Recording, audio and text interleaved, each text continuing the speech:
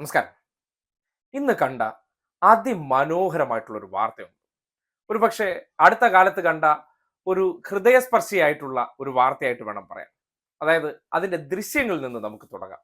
ഈ അടുത്ത ദിവസം ആലപ്പുഴയിൽ റീൽസിന് വേണ്ടി ചില ബിരുദന്മാർ നടത്തിയ ഒരു ഫോട്ടോഷൂട്ടും അത് പിന്നീട് വിവാദമായതിനു ശേഷം അവർക്കുണ്ടായ പരിവർത്തനമാണ് ആ വാർത്ത. ആദ്യം ആ ദൃശ്യങ്ങളിൽ തുടങ്ങാം.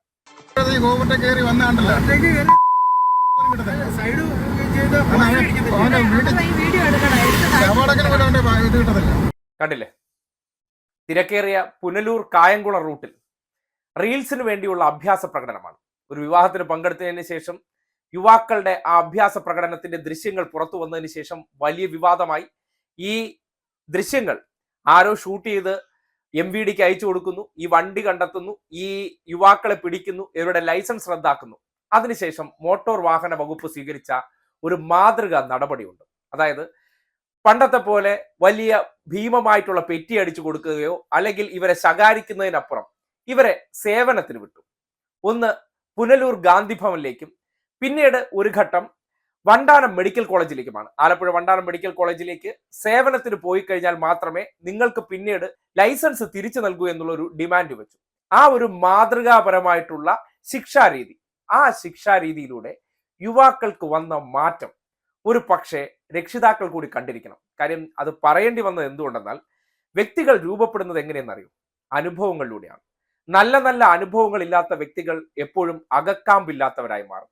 നല്ല പ്രതിസന്ധികൾ അറിയുന്നവർ, നല്ല കഷ്ടപ്പാടുകൾ അറിയുന്നവർ, വളരെ യാതനകളിലൂടെ കടന്നു പോകുന്നവർ, ഇവർക്കൊക്കെ മാത്രമേ നല്ലൊരു മനുഷ്യനാകാൻ പറ്റൂ. കാര്യം ഇതൊക്കെ അതിജീവിക്കുമ്പോഴാണല്ലോ നമ്മളുടെ രൂപമാറ്റം ഉണ്ടാകുന്നത്. കാര്യം ബാക്കിയുള്ള എല്ലാം നമ്മളെ സഹായിക്കാനും അല്ലെങ്കിൽ ഒരു തണൽ പറ്റി അല്ലെങ്കിൽ ഒരു കൈസഹായം പറ്റി നമ്മൾ ജീവിക്കുന്ന കാലഘട്ടത്തോളം നമ്മൾ സ്വയം പര്യാപ്തരാകാത്തൊരവസ്ഥയുണ്ട്. ആ ഒരു അവസ്ഥയിലേക്ക് കുട്ടികളെ കൊണ്ടുചെന്ന് എത്തിക്കുന്നതും രക്ഷിതാക്കൾ മാത്രമാണ്.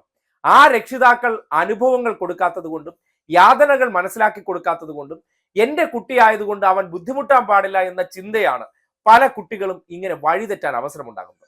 അവർക്ക് അനുഭവത്തിലൂടെ ഒരു കാര്യം പഠിക്കാനുള്ള അവസരം ഉണ്ടായപ്പോൾ ആ പ്രതികരണങ്ങളൊന്ന് കേട്ടെ. ഇനി ഇങ്ങനെ ഈ ഒരു തെറ്റിലേക്ക് ഞങ്ങൾ പോവുകയില്ല, ഇങ്ങനെ കണ്ടു കഴിഞ്ഞാൽ തിരുത്താൻ ശ്രമിക്കുകയും ചെയ്യുമെന്ന് പറയുന്നു. അപ്പോൾ ഗാന്ധി ഭവനിൽ പോയപ്പോൾ അവിടുത്തെ ഒരുപാട് ആൾക്കാരുടെ സാഹചര്യങ്ങൾ കാര്യങ്ങളൊക്കെ എനിക്ക് മനസ്സിലായി. ഒരു അപകടം പറ്റിക്കഴിഞ്ഞാൽ പിന്നെ സംഭവിക്കാൻ പോകുന്നത് എന്താണെന്ന് എനിക്ക് മനസ്സിലായി. വണ്ടാനം മെഡിക്കൽ കോളേജിൽ പോയപ്പം ഒരു അപകടം വരുമ്പോൾ കാണാൻ ഭയങ്കര പേടിയായിരുന്നു. കാരണം ഭയങ്കരമായിട്ട് ഒരു നില വിളിക്കും. അപ്പോൾ തന്നെ നമുക്ക് ഭയങ്കര പേടിയാണ്, അത് കാണാൻ തന്നെ പേടിയാണ്. നമസ്കാരം, എൻ്റെ പേര് റിനാൻ നൗഷാദ്. എൻ്റെ വീട് ശൂരനാട്, കൊല്ലം ജില്ലയിൽ നിന്നാണ് ഞാൻ വരുന്നത്. കഴിഞ്ഞ ദിവസം സാറ് പറഞ്ഞ പോലെ ഒരു നിയമവിരുദ്ധമായിട്ട് എന്നെ ഒരു വണ്ടി ഓടിച്ചതിൻ്റെ പേരിലാണ് ഞാനിന്നിവിടെ നിൽക്കുന്നത്. എനിക്ക് പറയാനുള്ളത്, നിങ്ങളെ എല്ലാവരെ പോലെ തന്നെ ലേണേഴ്സും ടെസ്റ്റും എല്ലാം കഴിഞ്ഞാണ് ഞാനും ലൈസൻസ് എടുത്തത്. അന്ന് ഞാൻ ഇതിനെക്കുറിച്ചുള്ളൊരു വലിയൊരു ഇത് കൊടുത്തില്ല. മറ്റുള്ളവരുടെ ബുദ്ധിമുട്ട്, നമ്മൾ റോഡിൽ കാണിക്കുന്ന ഓരോ അഭ്യാസങ്ങൾ പ്രകടനം കാരണം മറ്റുള്ളവർക്കൊരു ബുദ്ധിമുട്ടുണ്ടാവുന്നത് എന്താണെന്ന് നമ്മൾ ചിന്തിച്ചിട്ടില്ല. അതുപോലെ തന്നെ അതുപോലൊരു സാഹചര്യം വന്നിട്ടില്ല നമുക്കത് മനസ്സിലാക്കാനുള്ളത്. അങ്ങനെ ഞങ്ങൾ കാണിച്ച തെറ്റ്, ഞങ്ങളൊരു റീൽസ് എടുക്കാൻ വേണ്ടി നിന്നെയാണ് ഡോറിനകത്ത്. ഞാനാണ് വണ്ടി ഓടിച്ചത്. അതങ്ങനെ ഒരു കല്യാണം കഴിഞ്ഞിട്ട് വരുന്ന വഴിയിലായതുകൊണ്ട് അതിൻ്റെ ഒരു മേളത്തിൽ കയറി നിന്നതാണ്. എൻ്റെ ഫ്രണ്ട്സും ഞാനും എല്ലാവരോടെയാണ് നിന്നത്. അപ്പോൾ അതിൻ്റെ ഒരു കോപ്പി ഇവിടെ ബഹുമാനപ്പെട്ട RTO സാറിൻ്റെ മുന്നിൽ ജനങ്ങൾ എത്തിച്ചത് നല്ലൊരു കാര്യമായിട്ട് തന്നെ ഞാൻ കണക്ക് കൂട്ടുന്നു. കാരണം എനിക്കതിൽ നിന്ന് എൻ്റെ തെറ്റുകൾ മനസ്സിലാക്കാനും ഞാൻ കാണിച്ച തെറ്റ് എത്ര ഗുരുതരമായ ഒരു തെറ്റാണെന്ന് എനിക്ക് മനസ്സിലാക്കാനും കഴിഞ്ഞു. അപ്പം എനിക്ക് നിങ്ങളോടൊക്കെ പറയാനുള്ളത്, ഞാൻ ബഹുമാനപ്പെട്ട RTO സാറായ മനോജ് സാർ എനിക്ക് എന്നോട് പറഞ്ഞത് 7 ദിവസം നിങ്ങൾക്ക് ഇന്നതുപോലെ 4 ദിവസം ഗാന്ധി ഭവനിലും 4 ദിവസം ആലപ്പുഴ മെഡിക്കൽ കോളേജിലുമായിട്ട് സേവനം ചെയ്യണമെന്ന്. ആദ്യം നമുക്കത് എന്താണെന്ന് മനസ്സിലായില്ല. പക്ഷേ അവിടെ ചെന്ന് അവിടുത്തെ കാഴ്ചകൾ കണ്ടപ്പോഴാണ് നമുക്ക് എന്താണ് ഗാന്ധി ഭവനിലായാലും കൈയില്ലാത്തവർ, സ്വാധീനമില്ലാത്തവർ, അവർക്കുള്ള ബുദ്ധിമുട്ട്, ഇതെല്ലാം നേരിട്ട് കാണുമ്പോഴാണ് നമുക്ക് മനസ്സിലാവുന്നത്. നമുക്ക് കൈയുള്ളതും കാലുള്ളതും തലയുള്ളതും എല്ലാം വെച്ചിട്ട് നമ്മൾ എന്തുമാത്രം തെറ്റുകളാണ് ചെയ്യുന്നത് നമുക്ക് നേരിട്ട് കാണുമ്പോൾ മനസ്സിലാകുള്ളൂ. അപ്പോൾ സ്വാധീനമുള്ളവർ നമ്മൾ ഇത്രയും അഹങ്കാരങ്ങൾ ചെയ്യുന്നതും മറ്റുള്ളവർക്കുണ്ടാകുന്ന ബുദ്ധിമുട്ടുകളും നമ്മൾ ഓർക്കേണ്ടതാണ്. അതുപോലെ തന്നെ ആലപ്പുഴ മെഡിക്കൽ കോളേജിൽ നിൽക്കുമ്പോഴാണ് നമുക്ക് മനസ്സിലാവുന്നത്. ഞാൻ അവിടെ നിന്ന് സേവനത്തിൽ നിൽക്കുന്ന സമയത്ത് ഒരു നിമിഷം പോലും എൻ്റെ കൈ ചോരയിൽ നിന്ന് മാറിയതായിട്ട് എനിക്ക് ഓർമ്മയില്ല.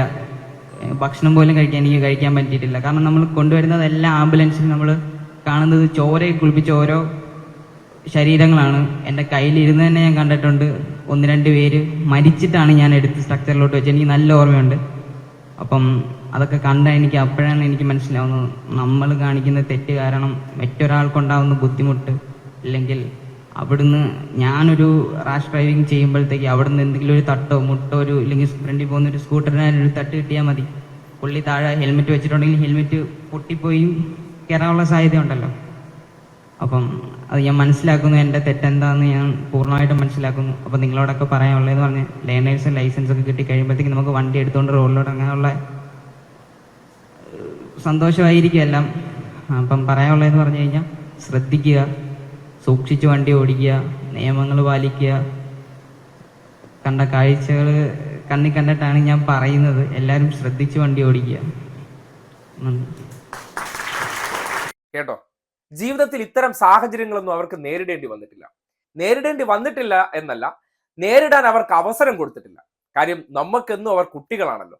കുട്ടികളെന്ന് പറഞ്ഞാൽ അവർക്ക് ബുദ്ധിമുട്ടുണ്ടാകരുത്. ഇന്നലകളിൽ നമ്മൾ കഷ്ടപ്പെട്ടതുപോലെ അവർ കഷ്ടപ്പെടാൻ പാടില്ല. അതുകൊണ്ട് അവർക്ക് എല്ലാ കാര്യവും നമ്മൾ തന്നെ ചെയ്തു കൊടുക്കും. അപ്പോൾ എങ്ങനെയാണ് അവർ ജീവിതത്തിൽ സ്വയം കാര്യങ്ങൾ ചെയ്യാൻ പരുവപ്പെടുന്നത്? നിങ്ങൾ ചിന്തിച്ചിട്ടുണ്ടോ? നാളെ ഒരു കുടുംബം നോക്കേണ്ടവരാണ്. നാളെ ഒരു കുടുംബം നോക്കാൻ നിങ്ങളിൽ നിന്ന് അവർ എന്താണ് സ്വയം പരിശീലിക്കുന്നത്? നിങ്ങൾ എന്താണ് അവർക്ക് പകർന്നു കൊടുക്കുന്നത്? നിങ്ങൾ എന്താണ് അവരെ പരിശീലിപ്പിക്കുന്നത്? നിങ്ങൾ എന്താണ് അവരെ പഠിപ്പിക്കുന്നത്? ഈ ചോദ്യങ്ങൾക്ക് ഓരോ രക്ഷിതാവിനും ഉത്തരമുണ്ടോ? അവിടെയാണ് ഇത്തരം ഫാന്റസി കുട്ടികൾ ജനിക്കുന്നത്. ആ ഫാന്റസി ലോകത്ത് നിന്ന് അവർക്ക് താഴെ വരാൻ വലിയ ബുദ്ധിമുട്ടായിരിക്കും. കാര്യം അവർക്കറിയില്ലല്ലോ. അവർ കരുതുന്നത് ജീവിതം എന്നാൽ എൻജോയ്മെന്റ് ആണ്, ആഘോഷമാണ്. യാതൊരു തരത്തിലുള്ള ബുദ്ധിമുട്ടുകൾ അറിയാതെ വളർന്നവർക്ക് പിന്നീട് ബുദ്ധിമുട്ടുകൾ, പ്രതിസന്ധികൾ എന്നൊക്കെ പറഞ്ഞാൽ അവർ തകർന്ന് തരിപ്പണമായി പോകുന്ന അവസ്ഥയുണ്ടാകും. അപ്പോ അങ്ങനത്തെ സിറ്റുവേഷനിലൂടെ കടന്നു പോകേണ്ടത് ഓരോ വ്യക്തിയും അവന്റെ ജീവിതത്തിൽ പരുവപ്പെടുത്താൻ ആവശ്യമായിട്ടുള്ള ഘടകമാണ്. അത് ചെയ്തേ മതിയാകൂ. അത് ചെയ്യാനും അല്ലെങ്കിൽ ചെയ്യിപ്പിക്കാനും നിങ്ങൾക്ക് വിമുഖതയുണ്ടെങ്കിൽ നിങ്ങൾ നിങ്ങളുടെ മക്കളെ വഴിതെറ്റിക്കുകയാണ്. നിസ്സംശയം പറയാം. കാര്യം മക്കൾ നാളുകളിൽ പോയി ഒരു കുടുംബജീവിതം നയിക്കണമെന്നുണ്ടെങ്കിൽ അവരതിന് പ്രാപ്തരാകണം. അവരെ പ്രാപ്തരാക്കണം. ആര്? നിങ്ങൾ. അത് ചെയ്യാതെ നിങ്ങൾ അവരുടെ ഇഷ്ടങ്ങൾക്ക് മാത്രം പുറകെ പോകുമ്പോൾ, അവരുടെ ആഗ്രഹങ്ങൾക്ക് നോ പറയാനുള്ള ത്രാണി നിങ്ങൾക്കില്ലാതെ പോകുമ്പോൾ സ്വാഭാവികമായിട്ടും അവർ ഏത് രീതിയിൽ വളരും? നോ കേൾക്കാതെ എല്ലാത്തരം സൗഭാഗ്യങ്ങളുടെ നടുവിൽ വളരുന്നവർ ഇത്തരം പ്രവർത്തനങ്ങൾ ചെയ്യും. ആ പ്രവർത്തനങ്ങളുടെ അപകടത്തിൽ ചെന്ന് പെടുമ്പോഴാണ് ചിലർക്ക് ജീവൻ നഷ്ടപ്പെട്ടു പോകാം. മറ്റു ചില കാര്യങ്ങളിൽ ഇങ്ങനെയൊക്കെ രക്ഷപ്പെടുത്തി എടുക്കാൻ പറ്റുന്നത്. അവർ ഒരു അവസരത്തിൽ ഇത്തരം രീതികളിലൂടെ കടന്നു പോകുമ്പോൾ അവർ ഒരു ജീവിതം കാണുകയാണ്. ജീവിതം കണ്ടതിന് ശേഷം ഇപ്പോഴത്തെ പുതിയ ഡ്രൈവിംഗ് ലൈസൻസിന് വേണ്ടി വന്നവർക്ക് അവർ അനുഭവത്തിന്റെ ക്ലാസ് എടുത്തു കൊടുക്കുകയാണ്. കണ്ടില്ലേ എന്തൊരു മാറ്റമാണ്? ജീവിത അനുഭവമാണ് ഉണ്ടാക്കേണ്ടത്. രക്ഷിതാക്കൾ ശ്രദ്ധിക്കുക. അവർ ഇങ്ങനെ ആയതിൽ നിങ്ങൾക്കൊരു വലിയ പങ്കുണ്ട്. അത് നിങ്ങൾ എത്ര നിഷേധിക്കാൻ ശ്രമിച്ചാലും അത് മായ്ക്കപ്പെടാൻ പോകുന്നില്ല. നിങ്ങൾ അതിലൊരു ഉത്തരവാദിയാണ്. ആ കുട്ടികളെ നിങ്ങൾ ജീവിതം പഠിപ്പിക്കണം. എല്ലാ കുട്ടികളെയും. നിങ്ങൾ ഒരു രക്ഷിതാവിനപ്പുറം ഒരു നല്ല ട്രെയിനർ ആകാൻ ശ്രമിക്കുക. ആ ട്രെയിനർ ആയാൽ മാത്രമേ അവൻ പുറത്തേക്ക് എന്നുള്ള ഒരു കളിക്കളത്തിലേക്ക്, ജീവിതം എന്ന കളിക്കളത്തിലേക്ക് ഇറങ്ങുമ്പോൾ അവൻ ഒരു ബെസ്റ്റ് പ്ലെയർ ആയി മാറുള്ളൂ എന്ന് വളരെ വിനയപുരസ്സരം അറിയിക്കുകയാണ്.